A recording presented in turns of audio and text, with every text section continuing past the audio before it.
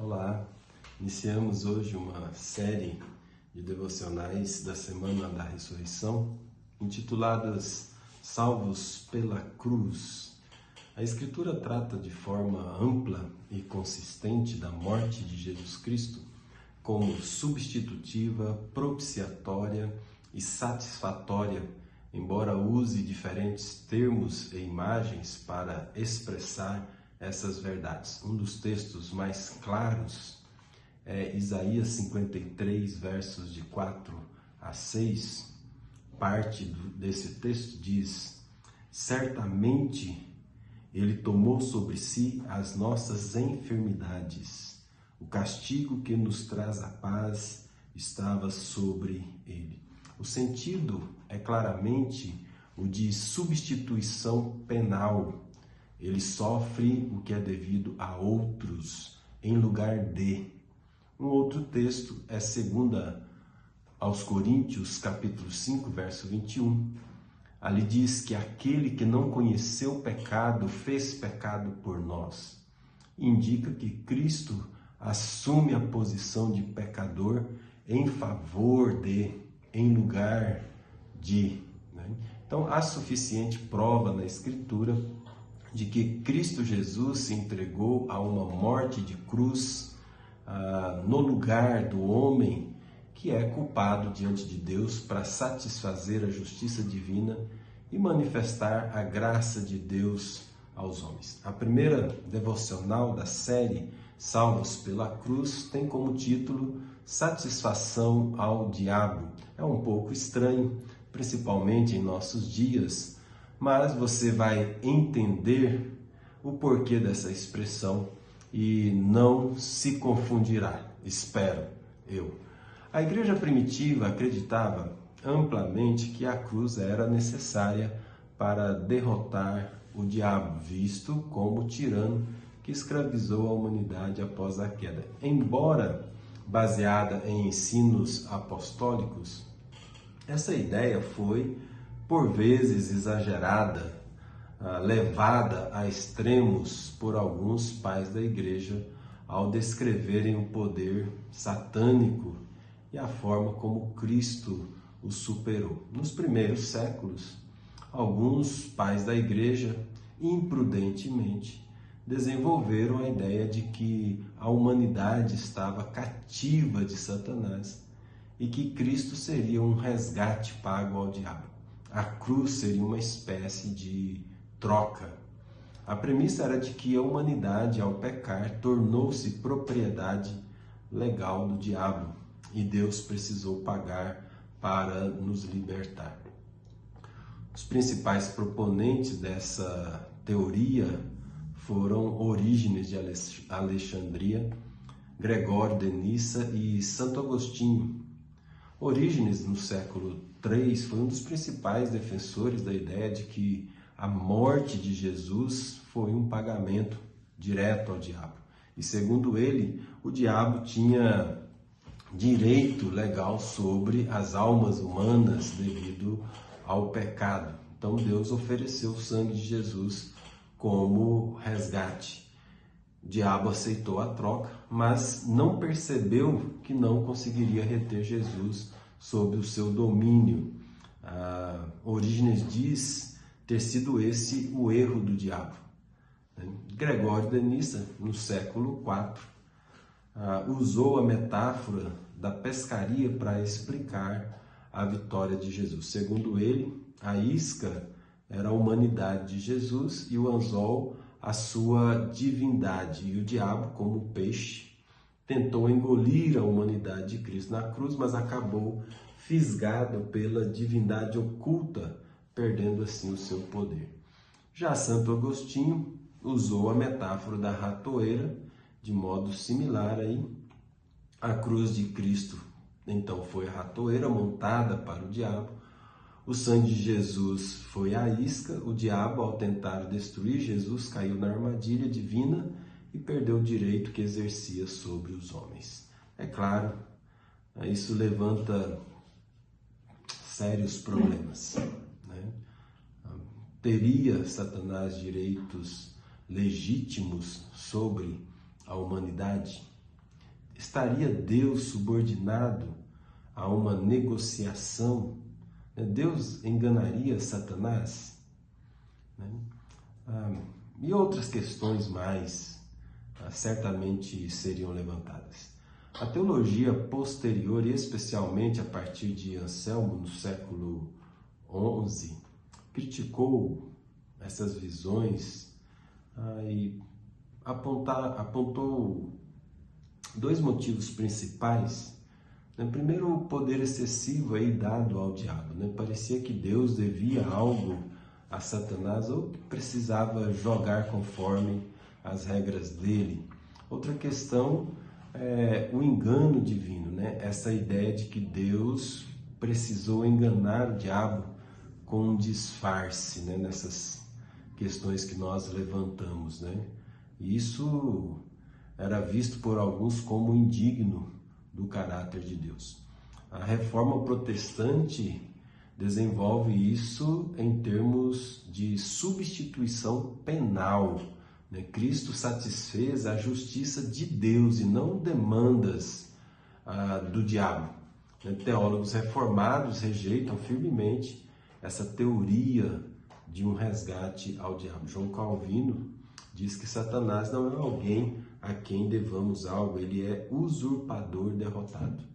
Francis Turrentino diz que a redenção não é um pagamento ao diabo, mas uma satisfação à justiça divina.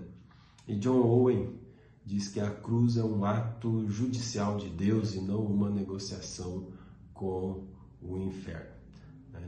Bom, a ideia de que a morte de Cristo teria sido então satisfação ao diabo precisa, na verdade, ser testada à luz dos textos bíblicos centrais sobre a expiação.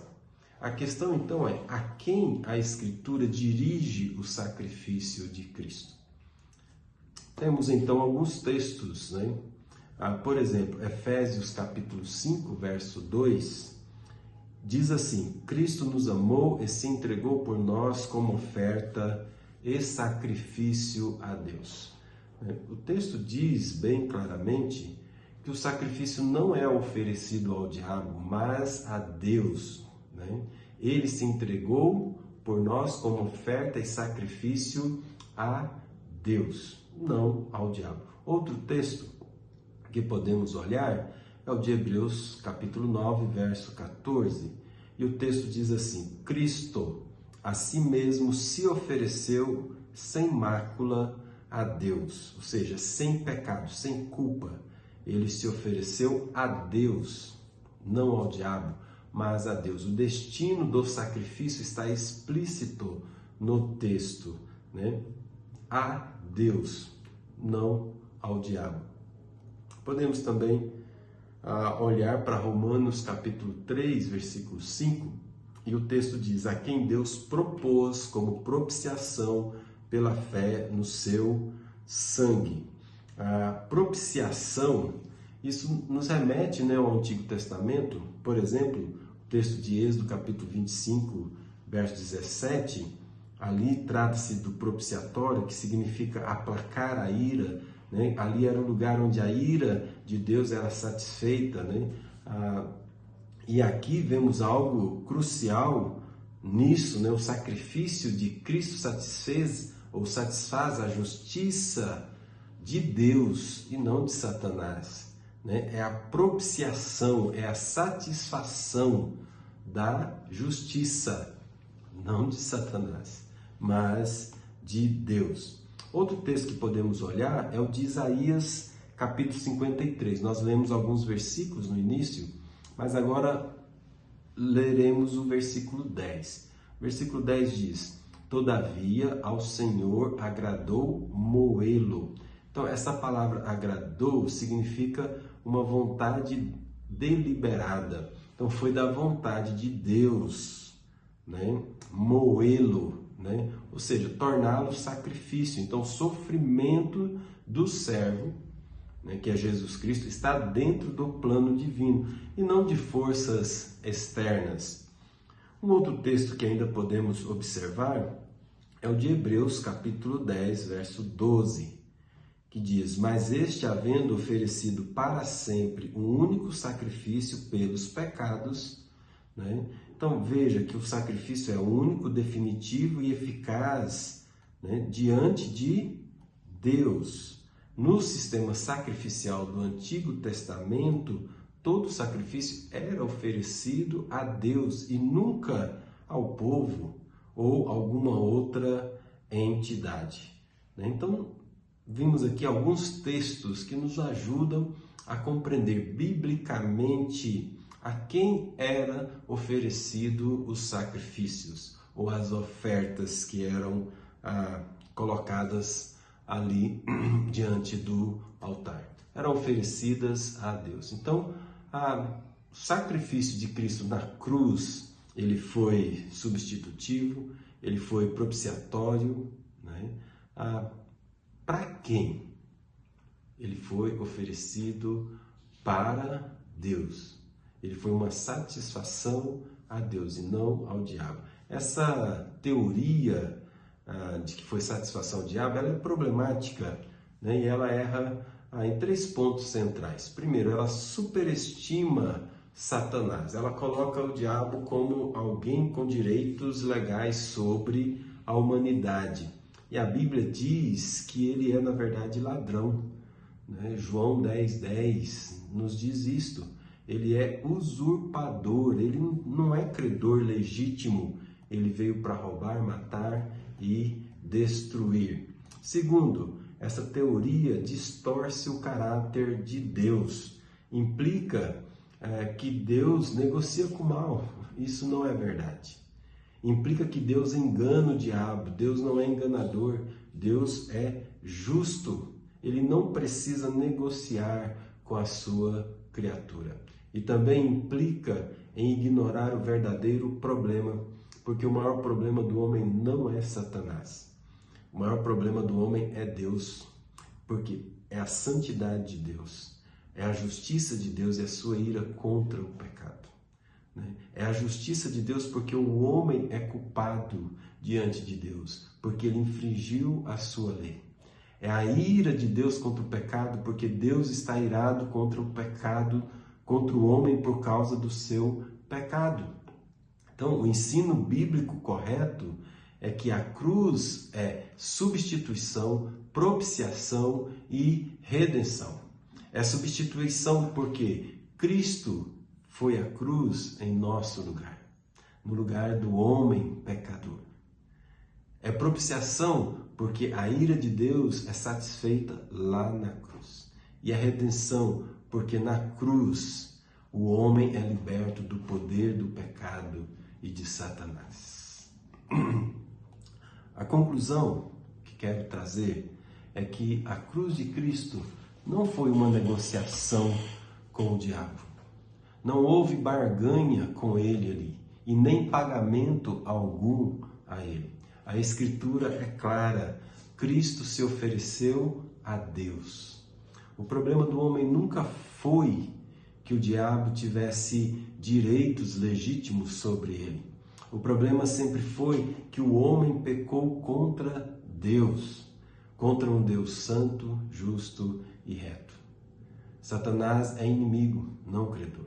Ele escraviza, mas não possui. Ele acusa, mas não tem autoridade final. Na cruz, Jesus não pagou ao diabo.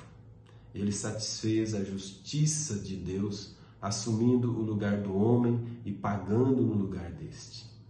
Ali, o pecado foi punido, a ira foi derramada, a justiça foi plenamente cumprida. E justamente por isso Satanás foi derrotado. Não porque recebeu algo, mas porque perdeu tudo. A cruz não é um acordo, é uma vitória. Não é uma negociação, é um julgamento. Cristo tomou o lugar do pecador, suportou o castigo que era nosso e abriu o caminho para que Deus fosse justo e justificador daquele que crê. Isso muda tudo. Nossa salvação não está baseada em forças espirituais em equilíbrio, mas em uma obra consumada. Nossa dívida não está em aberto, foi paga completamente. E nosso inimigo não está no controle, ele está derrotado. Por isso, olhe para a cruz, não como um símbolo de negociação, mas como o trono onde a justiça e a graça se encontram. E ali há espaço para você. Deus te abençoe.